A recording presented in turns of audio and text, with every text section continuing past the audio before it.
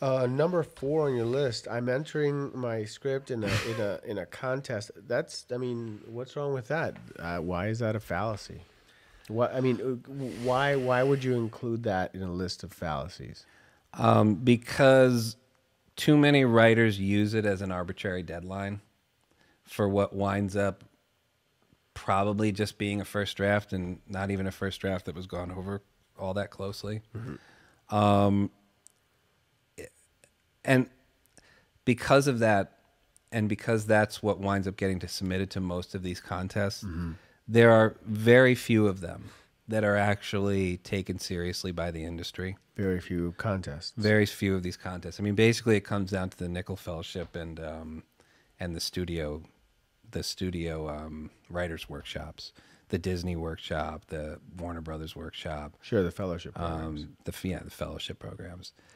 Fox has a diversity one. I don't know exactly how Fox's works, and and a handful of others, right? Those are the only ones, to my knowledge, that anyone in the industry takes seriously. And but the larger issue, I think, just from a development standpoint, is that they're arbitrary. You're not writing for TV, right? You don't have a programming schedule that you have to adhere to. So why give yourself that arbitrary deadline and submit your script to someone before it's fully developed? Anyone, whether it's a contest or whatever. And that's what a lot of people wind up doing. So you're saying that it's a fallacy in the context of people using it as a tool to finish a screenplay? Yeah. That's a big part of it. Yeah. Okay. Again, I'm going to need help clearing up why this is a fallacy, this next point. The fact that you have somebody, a producer or an executive producer, somebody on the inside of the industry wanting to read your screenplay. Why would that be included in a list of fallacies? Because, again, people use it as an excuse to hand in material that has not been fully developed. And look, if you have a friend who's a producer or an agent at a big agency or a development executive or whatever, be nice to them. I mean, don't make them read material that isn't fully fleshed out yet, because you're putting them in a bad situation, because they don't want to say no to you. They want to help you. But they also have their jobs to worry about, and if you hand them stuff that is not fully developed, they're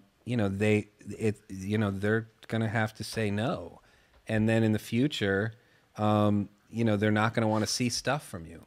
Why? Again, because it goes back to something we talked about earlier. There's just too much. There's too much you have to look at, and if you get known as someone whose scripts are underdeveloped or whatever, then people are just going to... people are looking for excuses not to read scripts because there are so many of them.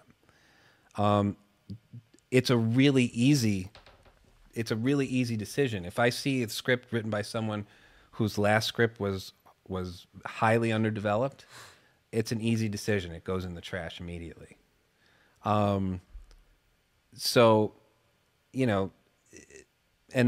unfortunately that's true whether you know the person you're submitting to or not. Yep. So that's why this is on a list of fallacies, and it's also this idea that they're not going to be around next month, right? I have to get it to them next week because they said so. No, they're still going to be there. They're not going anywhere. They would rather, I guarantee you, they would rather wait an extra month or 2 months or however long it takes you to fully develop your script, or at least get it to a level that is professionally acceptable, and then read that, than have you give it to them next week and it's not developed enough. What about in the case of getting your script optioned? So I've optioned my script. Right. Well, then now we're kind of changing gears, different subject, but No. Same subject. It's one of your fallacies. Right, but this is a whole, this addresses a different Okay, well then set of ideas. go But ahead. too many people kind of wave that around as a badge of honor when, without really being honest with themselves about the nature of the option and what it really means. And in some cases, educating themselves about what it really means. I mean, did you get paid? Right? Is the person who has optioned your... And by the way, I'm not one who thinks that getting paid is the only thing that makes it legitimate. So I'm not talking... That's not what I'm talking about. But what I am talking about is, well, who is this person that has offered you potentially no money or little money for your script? What sort of access do they have? Is this person really an asset to your project? Can they really help get it made? Or are they going to be more of a burden to the project? You have to be very, very careful. I mean, it feels good when someone options our material, when someone shows an interest in our material. Yeah. But it actually might wind up being more detrimental to have them involved than to not have them involved if they don't have the real clout to get something done. Because once you get to the people who really are going to make the decisions about whether this is going to get financing and stuff like that, they don't like attachments that don't bring extra value because it's more dead weight. You mean a project that already brings with it several producers or... Yeah, I mean, and what are they doing? You know what I mean?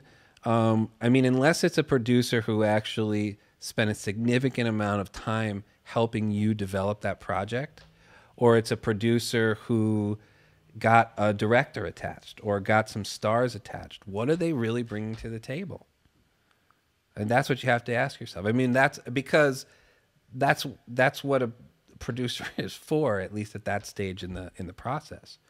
It's finding the material and developing it with the writer, attaching the talent, and finding the money. That's it. And if you're not doing one of those three things, then you're dead weight. Well, since we're on this subject, maybe unintended, but still great to hear, because I'm sure there's lots of writers out there that want people to jump on board their projects and help get it made, but the people are asking for an associate producer or a co-producer credit.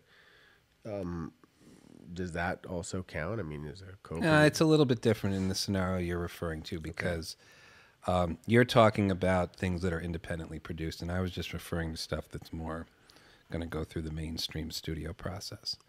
I mean, it still exists. It could still be a problem.